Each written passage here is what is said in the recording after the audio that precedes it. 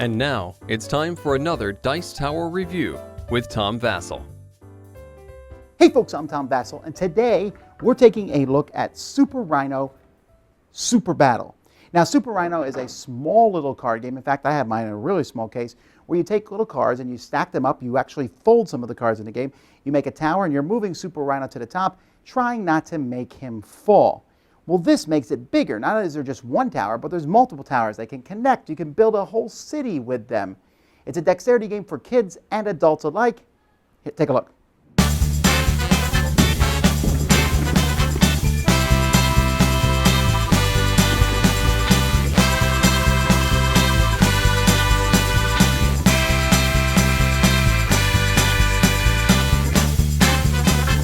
The easiest way to teach this game is for you to just see a game being played. So I'm going to play against the most dastardly person on earth, Holly Vasel. All right, so anyhow, we are going to be playing here. Each person gets 3 floor cards.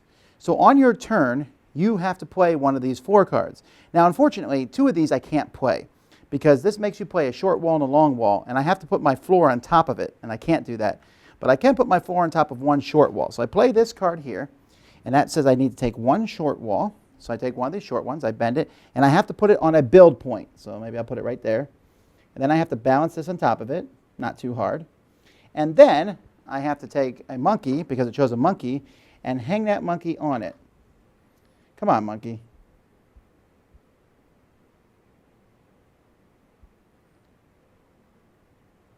All right, got the monkey on it. Then I'm going to see if I can move my superhero up. So I chose Super Giraffe. I'm not using Super Rhino. I roll the dice. My giraffe can move up 0 floors.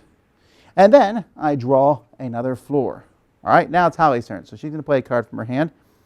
Now she's going to play 2 long walls.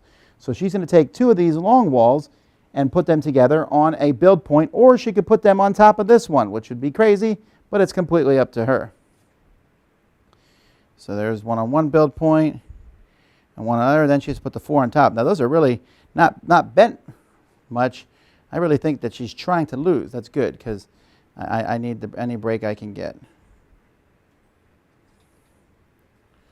All right, so now put the 4 on top of those, the 4 that you played. And now you roll the movement die. Let's see if your superhero moves up. 2. So you get to move up 2 floors with your hero, which is Super who? Oh, the penguin. So it goes up 2 floors. So 1, 2, so it goes up here. And then Holly takes this token here. Now this token's important because if the building ever falls over, whoever has this token wins. Unless you're the person who makes it fall over, then the other person wins. So in a 2-player game, it doesn't matter. But it matters more in a 3-player game. So now my turn, I'm going to play a long and a short. Now watch this coolness. I'm going to put a short here and a long here. Put them on top of it like that. Place a monkey because it tells me I have to. Now I get the movement die and I'm going to move up 1 floor. So I'm going to move right there. All right, then I'll draw another floor and it is Holly's turn. As you can see, it's getting a little bit more crazy, but of course there's more room to build over here too. Holly's playing a long and a short. Is that even possible? Yeah, it is. I guess if you build a short here and a long over there. So there's the long and then the short. So while Holly's building, you can see that these all have different pictures on them too, different windows on the outside and windows of the outside on the inside. It's actually pretty cool. All right, so Holly built those. She's now going to place the floor on top of it. All right, and actually that is the way we should be placing the floor to show the new build points, but I guess we're just not paying attention. All right, here, go ahead and roll the die, see if you move up at all. All right, Holly rolled a 1, so she takes her superhero off and goes up 1 level. Woo! Now, let's say I rolled a 2 to move up and went up here onto this. Then Holly and I would fight. Now, the attacker uses this red die, which has 2 4s and 6s on it. The defender takes this die, which has a 1, 3, and 5 on it. So we both roll. I rolled a 6. She can't win. She rolled a 1. Then she would have to go down 1 level. If there's someone on that level, let's say Super Rhino's there, she would have to fight him and keep going until she got to the bottom. So that's basically how the game is played. We don't have time to play the whole thing now, but eventually someone's going to make the tower fall, and when that happens, whoever has this token is the winner of the game. Unless you're the person, then everyone but you wins. How does that feel? Now, if you want to make the game harder, you have these build points here on these. They're yellow. You can flip some or multiples of them over to have fewer build points, which is going to condense it down. I saw some people, when I brought this to last game day, I played it, and then we played it again, and then I didn't see it stop being played the rest of the day. There was someone messing around with it because it was just fun. Someone actually managed to make a tower that had every single card in it, which was cool, but they were working towards that. When you're playing the game, you're not doing that. You're trying to build stuff a little bit difficultly so that the next person to move it will fall down. So the game has that die roll to move up and down. There's actually a -1 on it, so it might make you move down.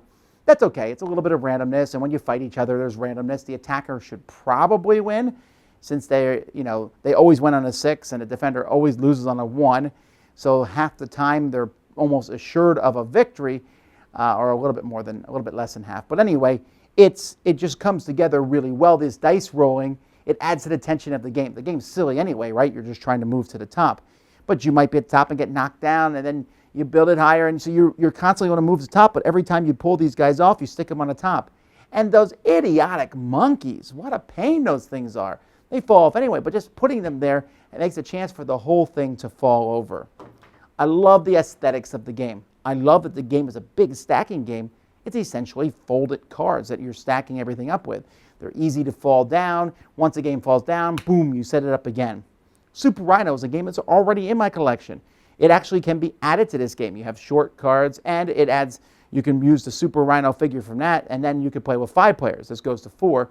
You can add another player in, and so you have more people moving up and down.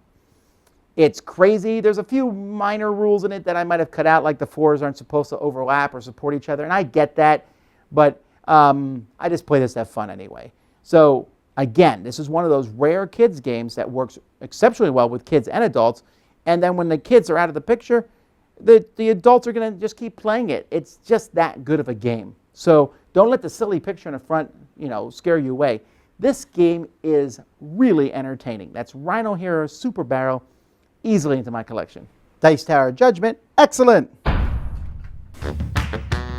Thanks so much for watching the Dice Tower videos. Find more great videos and reviews, as well as our top-rated audio podcast at Dicetower.com. You can also find other great shows at Dicetowernetwork.com. I'm Eric Summerer, and you've been watching The Dice Tower. The Dice Tower is sponsored by Cool Stuff Inc., where you can find great games for great prices. Cool stuff in stock. Check them out at CoolStuffInc.com. Shut the door!